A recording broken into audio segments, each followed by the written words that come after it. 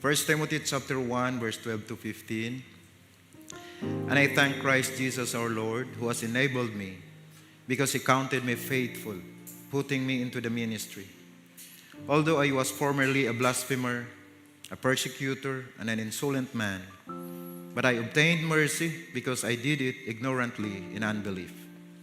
And the grace of our Lord was exceedingly abundant with faith and love which are in Christ Jesus. This is a faithful saying and worthy of all acceptance, that Christ Jesus came into the world to save sinners, of whom I am chief. The good Lord bless us as we ponder on His word. Shall we all be seated?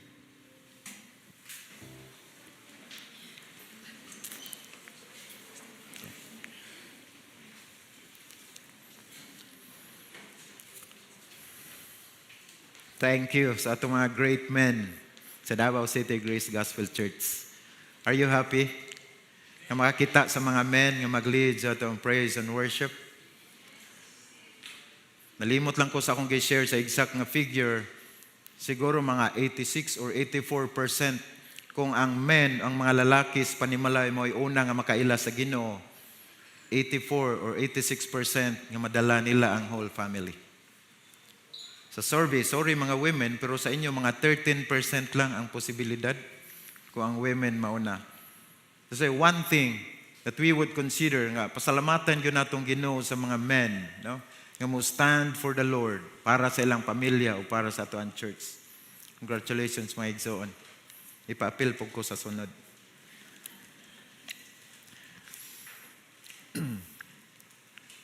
We have been talking about evangelism for the whole month. Napatay 2 Sundays nga maghisgot, mahindungod ni nga theme. Tungod kay usamang yun ni sa pinaka-purpose nganong naglungtad ta sa kalibutan. Nganong na mga believers sa kalibutan because of evangelism. Ngano man nga when the moment we were saved, wala man tadayon ibutang sa Ginoo dito sa langit. Tungod kay gitagaan ta sa commission. Sa Grace Commission. Last Sunday, we talked about being made for a mission. So muna usak sa katuyuan. Again, 25,550 days tas kalibutan. Sa average nga edad nga 70 years. Now, para unsa man na, of course, one of the purposes is to share the gospel. Ang passage nato karong buntaga is about the testimony of the Apostle Paul.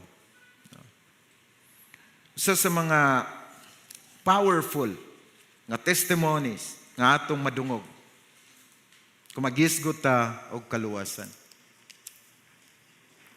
By the way, Happy Father's Day sa mga papa dinha.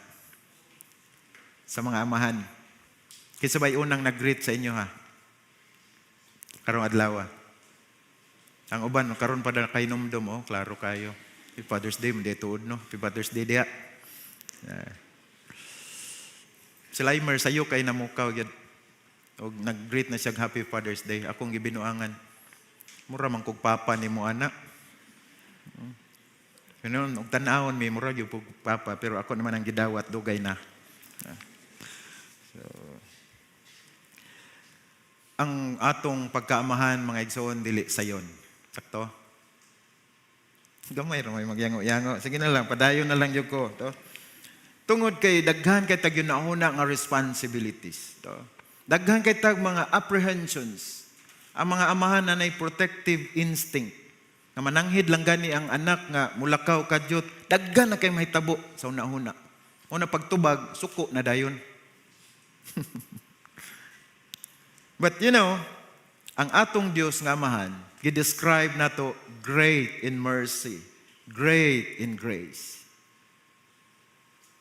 Now, ang akong context sa pag-share sa gospel karon, mao ang atong individual nga pagkinahanglan yun sa Ginoo sa atong kinabuhi.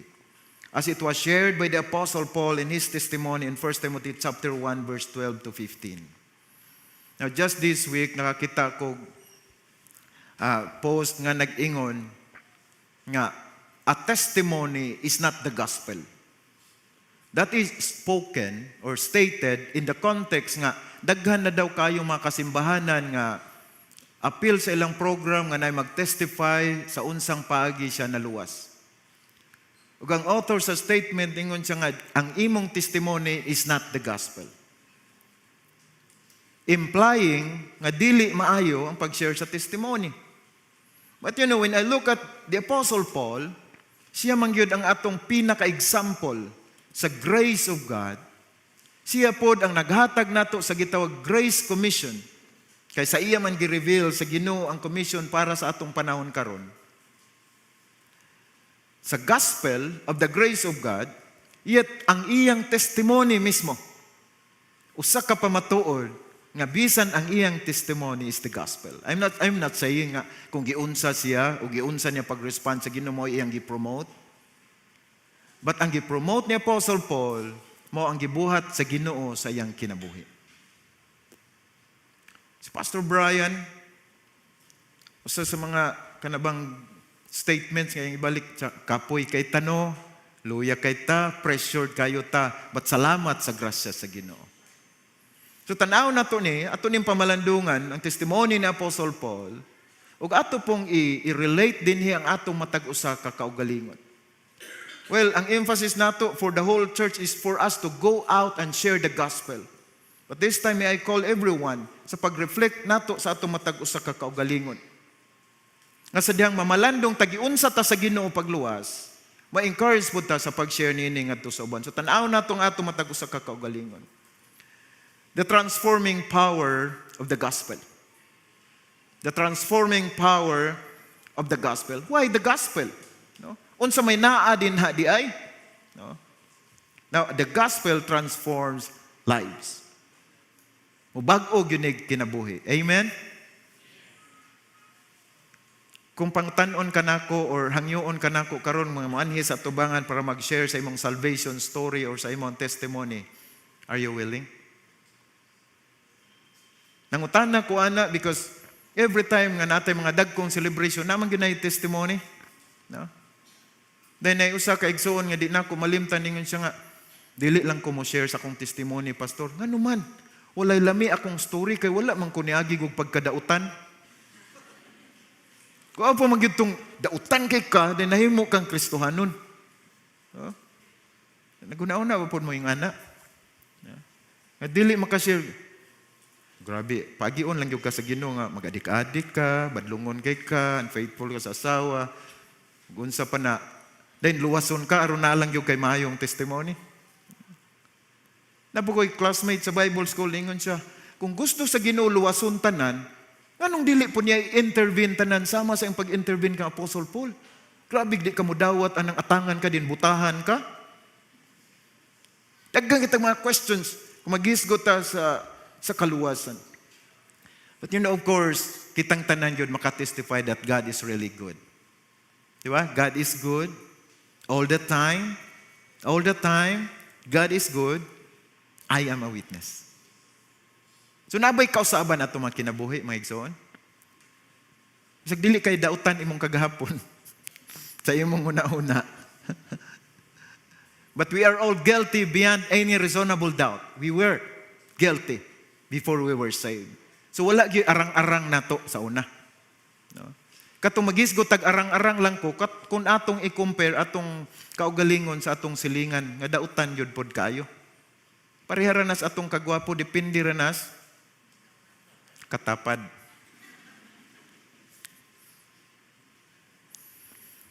The Apostle Paul said, I thank Christ Jesus our Lord who has enabled me.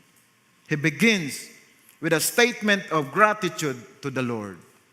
Now, if we say, transforming power of the gospel, si Mahatma Gandhi, ikaw ti Pastor Brian sa niagi, it's just like saying, kaya nalimot man ko sa iyag yung exact na gisulti, but he's just like saying, I don't like you Christians because you are not like your Christ. Pwede nga na-appreciate niya ang Jesus Christ nga gi-introduce sa iya, but he was not appreciating the believers nga nag-profess that they are believers, well, walang ilang kinabuhi, dili gyud sama sa kinabuhi ni Ginoong Jesucristo.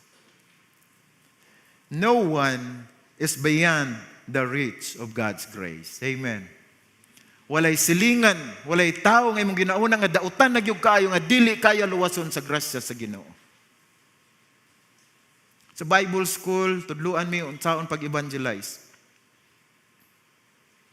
Pastor Kadilinya, gitrain mi niya 4 spiritual laws. Bisaya ang akong na-memorize.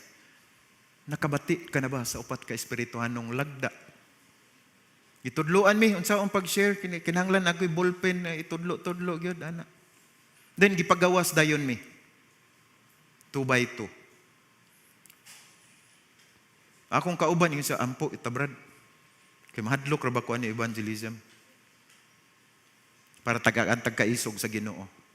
After praying, siya, diri rata sa duol. Ako na ingon, diri rata sa duol. Di tama atog layo. Ingon siya, tugay na kini sila diri. Uy, duol kay Bible school. Wag yun nangaluwas. Wag na pag-asa diya. Ito tas layo. No one is beyond the reach of God's grace. So dito mi sa layo. Nag-inusarang balay sa tunga sa basakan among yadtuan. Daggang kay iro. Yang iro, hilig ba nagbukog. Pagkita niya sa amo, laing yung pananaw sa iro. Pero, long story short, wala man may giingnan nga, mag-introduce pa di ay, mag-ila-ila pa di ay. Katuramang nakabati ka na ba sa upat ka espirituhanong lagda? Ayo, pag-ana dito. Saman, nakabati ka na ba sa upat ka espirituhanong lagda? Then, paghot ang mga iro. Ingon ang tigulang, ha? Wag yun nada. Yung siya, ampo na punta, Brad. So, that's the testimony. Walay padulngan. Pero ka na mag-una-una mag-evangelize bitaw. Pilion ba nato, no? Ayaw na, oy. Ano ba? Kitang tanan man nagkinahanglan sa grasya sa Ginoo. Ug walay usa sa ato nga dili kaya luwason sa grasya sa Ginoo. The gospel does not just make us better. It makes us new. That's ang emphasis nato karong buntaga is that the transforming power of the gospel. So verse 15 ingon si Apostle Paul, Christ Jesus came into the world to save sinners. Yan sumpay ngon siya, of whom I am the worst. Imagine, I am the chief of sinners. Well, basin istorya lang imong nadunggan, but I have an actual experience. Anay usa ka batan-on ingon siya nga dili gyud ko kaya pasayloon sa Ginoo, pastor, kay sobra-sobra gyud ang akong sala. Ako siyang giingnan, Brad, ingon si Apostle Paul, giluwas siya sa grasya sa Ginoo, then gi-describe niya ang iyang sala, ang iyang kaugalingon, I am the worst of sinners. I am the chief of sinners. Yun siya, lahi gyud si Apostle Paul, lahi man gud tong mga sala nila sa una, di pa kayo grabe. Pero grabe na gyud akong sala, naguna-una gyud siya igsoon, nga dili na gyud siya luwason sa Ginoo. Ikaw na ba po kay ginahuna ng mga tao nga murag di na pud kaya luwason sa Ginoo? Wala na gyud, no? So atong tan-awon karon ang gospel ba? Because this gospel empowers us for transformation, no? Ug walay laing maayo nga example kun dili ang testimony or kinabuhi ni Apostle Paul. He gives us his testimony. Dili pagpasigarbo sa unsay iyang nabuhat para sa Ginoo, kundi unsay nabuhat sa Ginoo sa iyang kinabuhi. Kinahan ko sa gibalik-balik sa part sa song ganiya. Sa ganito. Great in mercy, great in grace. Your mercy is great, your grace is great. So tanawa ko na ingon sa Apostle Paul, I thank Jesus our Lord. Lalom kay na nga thanksgiving, lalom kay na nga gratitude. No? Kung ang evangelism is outflowing of the grace of God sa kinabuhi ni Apostle Paul, the same, in this testimony, this is an overflow of God's grace to and through the Apostle Paul. Unas tanan, the gospel gives us enablement despite our past. Si Apostle Paul, I was the worst. I am the worst of sinners. I am the chief of sinners. Despite your past, kaya kang luwason sa Ginoo. It gives us the enablement, the power. Despite sa kung unsa man ang atong mga kagahapon. Dili na daw nato mausab ang atong mga kagahapon. Apan kaya, pwede natong pilion nga dili mahimo sa atong mga kagahapon nga pugna ng atong mga kaugmaon. Kaya usay daghang nagapo sa ilang mga kagahapon. Bisan gani kita nga nag-profess na nga mga magtotoo. Unang salamat po sa awit nga purify my heart. Kasi ma-stranded ta.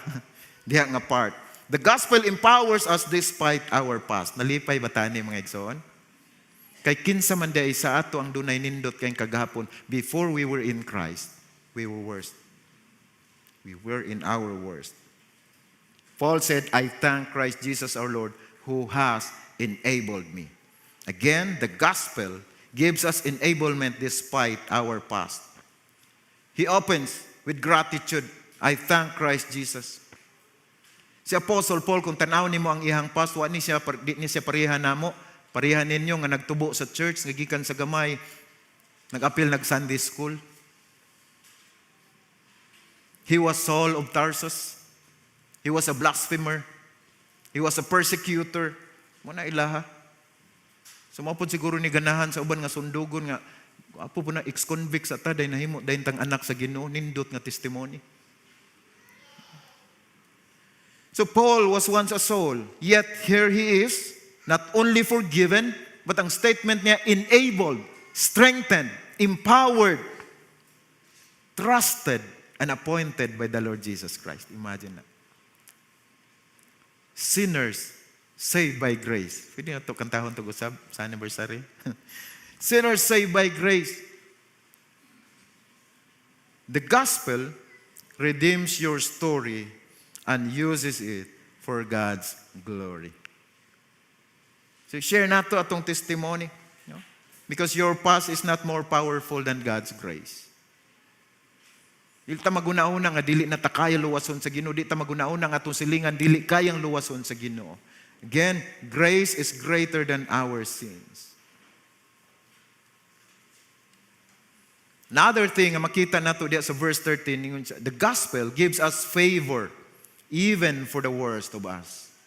Sa laing pagkasulti mga igsoon, the gospel, the good news that Christ died for our sins, that He was buried and He rose again, is grace for the worst of us.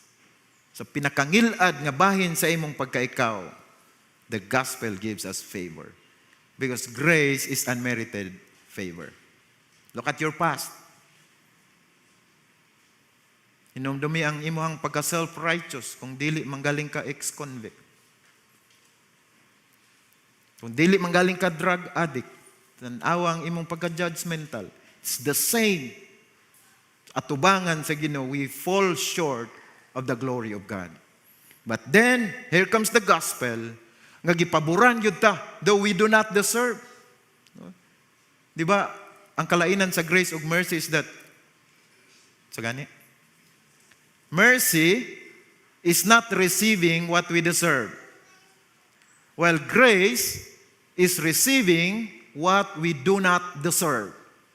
We deserve judgment, we deserve punishment, we deserve condemnation, but God has mercy on us. We do not deserve favor, we do not deserve this kind of life, but God gave us grace. Dili ba maayo kayo ang ato ang Ginoo? Kung nagunahuna man ka, nga ikaw ang pinakadautang tao sa kalibutan, remember this, the gospel gives us favor. Paboran ka sa Ginoo, and that is called grace. Last Sunday, we mentioned about the confusion sa statement nga, ang reality, ang justice mauni. Kung ang sinner, ang guilty sinner, dapat i-condemn. O ang innocent, dapat i-declared nga righteous. But the Bible declares the sinners were declared righteous. Sinners are justified. So kung sa justice na, dili man na pwede. Pero how come? Nga nahimong justified ang mga guilty. Then here comes the Lord Jesus Christ, innocent, mao'y gipanis for our sin. He who knew no sin was made sin for us. 2 Corinthians chapter 5. Ano man ang nahitabo? Usay, dili na tumasabtan, kay murag naguna-una ta nga, mao ni ang judge, din kita ang sinner, then si Jesus Christ ang innocent. Naluoy man siya sa ato, kani ang iyang gipanis. Is that justice? Maluoy man ko nimo, grasyahan talang ka, kanila akong ipanis o kanila akong ihawon para nimo. That's injustice. But nganong nahimo siyang justice? Nganong nahimong just ang Ginoo? Because He loves us so much. Ug ang innocent nga victim nga gilansang sa cross is not another person. It's God. Through the Lord Jesus Christ. The judge Himself stooped down. Ug siya ang adto sa dapit sa sinner, and He died for us sinners. It's more than justice. It's called grace. Nga na, kamaayo ang Ginoo sa ato ang kinabuhi. When Paul mentioned about the gospel, wala niya gi-sugarcoat ang iyang past. Gisulti ginaunsa sa kadautan, unsa ka imposible unta without the grace of God. But again, Paul experienced. That's why ang term permi ni Apostle Paul, grace, favor, sige lang yun siya pasalamat sa Ginoo. Ano man, that was supposed to be impossible.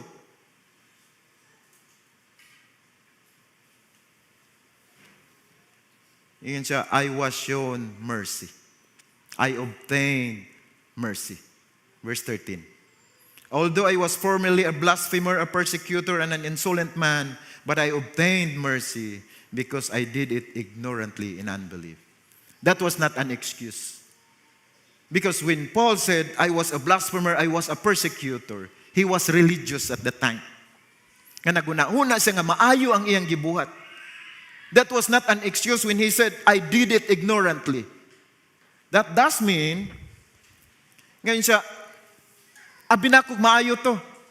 I was ignorant at that time. Pero ni ade ay ang maayo din sa grasya sa Ginoo. It's not about legalism. It's not about rituals. It's not about passion. It's about the grace of God. The gospel gives us favor even for the worst of us. In other words, the gospel is grace. Grace for the worst of us. Grabe, gipangita yun sa Ginoong pinakadautan sa ato. Then iyang gipaboran, gitagaan niya grasya. There's no one God. There's no one nga ang Diyos dili kaya mo pasaylo. There's no one too stained by sin to be cleansed by grace. Ang importante lang man ang pagka-honest nato sa atong kaugalingon. Again, we do not need to sugarcoat what we were before. Okay lang man ko, arang-arang man ko, dili man ko perfecto, pero di man ko pareha na akong silingan. It's not that. Si Apostle Paul, he was so grateful sa favor na gihatag sa Ginoo bisan pa man sa iyang pagka-worst. So worst part sa iyang pagkasiya, gikabuot na sa grasya sa Ginoo. Again, the gospel is not about you getting it all together. It's about Christ putting you back together. Not of works, lest any man should boast. For by grace we are saved through faith, and that not of yourselves. It is the gift of God. Verse 12 says, and I thank Jesus Christ, or Christ Jesus our Lord, who has enabled me because He counted me faithful, putting me into the ministry. The gospel gives us opportunities for service. The gospel gives us opportunities for service. Are we happy nga makaalagad ta sa Ginoo? Gikan sa atong pagkadautan, gikaluhian ra ka sa Ginoo, karong gibutangan ka sa Ginoo power to serve the Lord. Ang atong pagpangalagad, grasya ra gyapon ni sa Ginoo. We could not boast sa unsay atong nahimo para sa Ginoo. That's why si Apostle Paul, kung magisgot man tag accomplishment, kung magisgot man tag achievement, kung magisgot man tag abilities, taghan kayo sa ikasulti para sa iyang kaugalingon. Pero tanawang iyang statement, kanunay gid siya nagimaya sa Ginoo. It's not about what He's doing for the Lord. It is what the Lord is doing in His life. Gives him opportunity for service. Yun siya, putting me into the ministry. Now, we are called for worship, for fellowship, for discipleship, but we are also called for ministry. Sakto. We are called, we are here on earth, not just to consume, but also to contribute. Sa Bisaya pa, wa ka gibutang sa kalibutan aron magpaguot-guot lang sa simbahan. Gibutang ka sa simbahan, gibutang ka sa kalibutan aron magpagamit sa Ginoo. Contribute for the Lord. Walay usa sa ato nga linuwas sa Ginoo nga walay mahimo sa pagpangalagad sa Ginoo. Do you believe that? Kung dili man ka sa music din sa lahi ka nga ministry. Dili ni pang discourage pero pag hunahuna ni pag double check sa ato mga capacities. Pero kung wala kay gift sa music, ayaw lang sa volunteer diri. Pag mao siguro po na nga, sige kog padungog-dungog, pero wala man yun siguro nakita akong ability sa music, wala yun nag-invite sa ako nga mo appeal. Sa ministry, mga igsoon, two things akong balik-balikon sa ato. Imo i-consider kung tama ba ta sa atong pagpangalagad sa Ginoo, na tunong ba ta ba? Una, fulfillment. Kanang fulfilled kay ka when you do the work. Second, fruitfulness. Nalipay ko, then nalipay po ka. No? When I sing, there is fulfillment. Pero ang naminaw ka ha, so mo na yung bantayanan sa atong pagpangalaga. Anyway, naapod tayo activity, anak. No? Planuhan na ito na, plastaran, because naaman tayo umaabot nga ministry fair, job fair sa church. No? Daga nagsigpangutan na, si kanus ama na, no? So sa job fair, na siya Paris nga orientation, discovering my ministry in the church. So atong personality type, appeal na sa pag-study na to din na, atong talents, atong past experiences. Di ba, shape, remember shape? Spiritual gift. H, stands for heart. A, for abilities. P, for personality. E, experiences. So atong tanaw na sa imo ang kinabuhi, then later, i-plaster na to as sa tanga ministry. Again, og dili ka sa music, ayaw pa mugos din ha. Then naman gud may statement sa IGBI sa una. Grabe, bisag mangluwa, yabag, then mo volunteer kag kanta.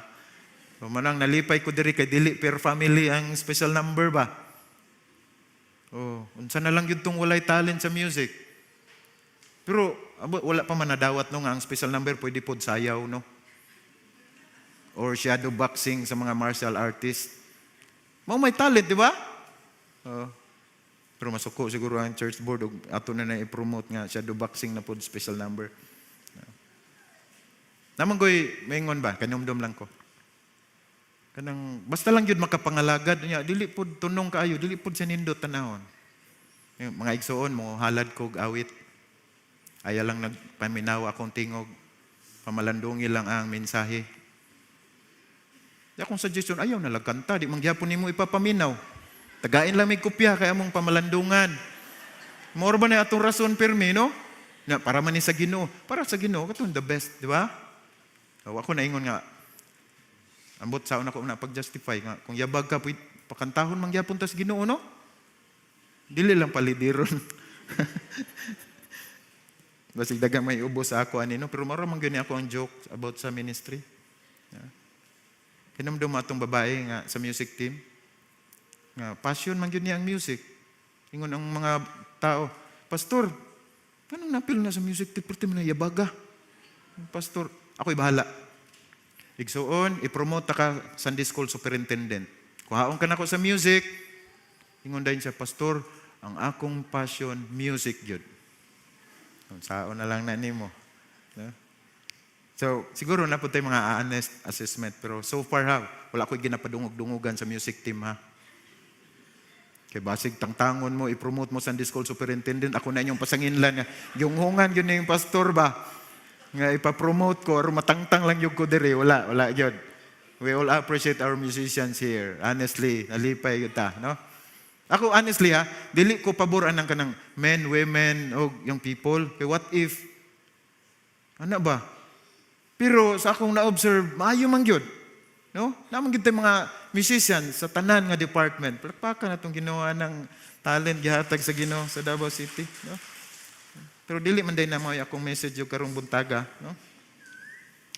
God does not just save you from sin. He saves you for a purpose. Paul, ingon siya, putting me into the ministry. Perting sa pag yung direction ni Apostle Paul, I was ignorant. Ingon siya. Abi na kong mao na to'y sakto. But then God called me, He had mercy on me, and now He's putting me into the ministry. Let's thank the Lord sa privilege nga makaalagad sa Ginoo. So God, ambot kinsa gyud kay author ani, sige ra man kog kadungog, God does not call the qualified, He qualifies the called. Tagaan yun taniya. No? Iya man tang gipang tawag, tagaan yun nag-capacity.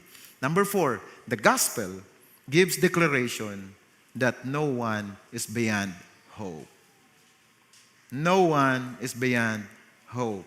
Ingon si Paul, this is a faithful saying and worthy of all acceptance that Christ Jesus came into the world to save sinners, sa isumpay, of whom I am chief.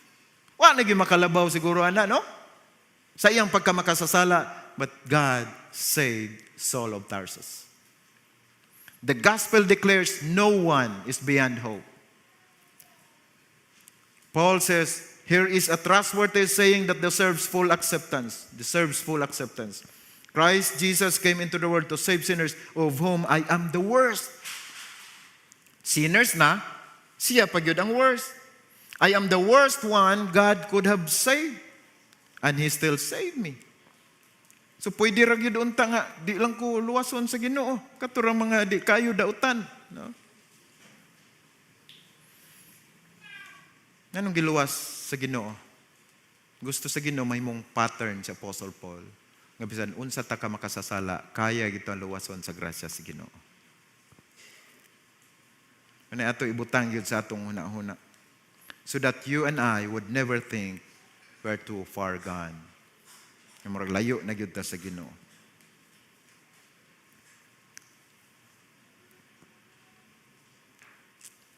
If God saved Paul, He can save your neighbor, your friend, your co-worker, your office mates, your schoolmates. The gospel is more than forgiveness. It is transformation. The gospel is not behavior improvement. Kay kapoy kayo ng behavior improvement, trying hard para lang mabuutan, saktong giingon sa kalibutan, gusto kong bumait pero di ko magawa. Nga naman dili yun kaya sa imong kaugalingong paningkamot ang pag-usab sa imong kaugalingon. The gospel is not behavior improvement. It is death to life. That's transformation. It is enemy to friend. Muna ang message of reconciliation, that's ministry of making friends. Sa nagkabulag, it is sinner to servant nga transformation. It is condemned to commission. Muna ang mga statements sa transformation sa kinabuhi ni Apostle Paul. Paul's life is a living proof of the transforming power of the gospel. Ang question para natong tanan, have you experienced the transforming power of the gospel? Kumusta man ang ato mga kinabuhi karon? After professing that we believe that Christ died for our sins, He was buried and He rose again, was there a transformation? Kaya kung wala, two things. Either sayop ang Bible, or wala gyud ta makasabot sa mensahe sa kaluwasan. Kung natingala ka nga walay kausaban ang imong kinabuhi, then double check ang imong personal nga pakigrelasyon sa Ginoo. Kung doon naman tayo mga struggles, we're still holding to our shame, bisag ipasaylo na ta sa Ginoo, then double check nato ang ato ang kaluwasan. The gospel is not just a story we preach. It is a power that changes lives. So ang challenge para sa atua, don't just hear it.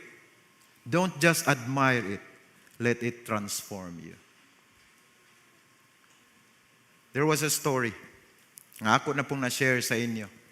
Panahon sa giyera, panahon ni Alexander the Great, na siya nakita nga usa niya kasundalo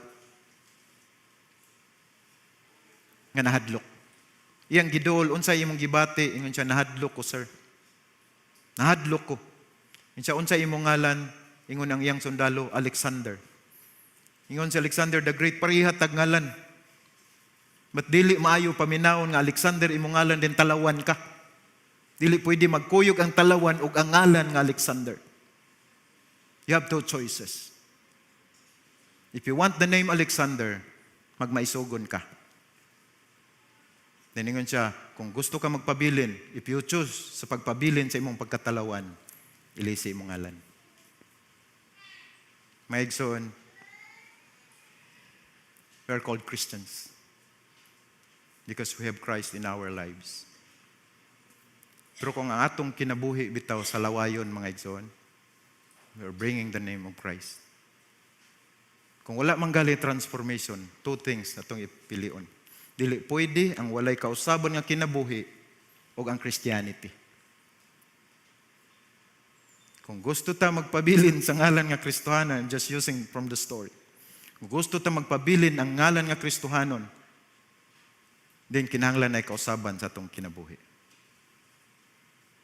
Kung magpabilin ta sa dili maayo nato nga kinaiya, then ayaw dala ang ngalan nga Kristohanon.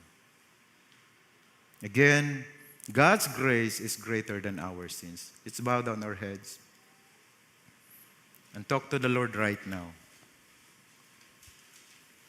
If ever wala pag yun naitabo sa imong kinabuhi that you have come to the point in your spiritual life where you know for a certain that if you were to die today, you would go to heaven, then tell the Lord right now, Lord, I need you. I admit that I really am a sinner and that I need a Savior. I believe that Christ died for my sins. He shed His blood for me. That He was buried, but He rose again to give me new life. I now receive the Lord Jesus Christ as my personal Savior and Lord of my life. Thank you for forgiving my sins, and thank you for the gift of eternal life. In Jesus' name I pray. Amen. Kanang simple prayer, that's called the prayer of faith. Dili ang prayer, dili ang imong mga pulong, it's your faith that could save you. Para sa ato nga mga Kristohanon, mga igsoon, padayon kita pag-present sa gospel ngadto sa uban, dili lamang sa pulong, kundi sa ato usab nga mga kinabuhi. Ang Dios magapanalangin kanang tanan. God bless us all.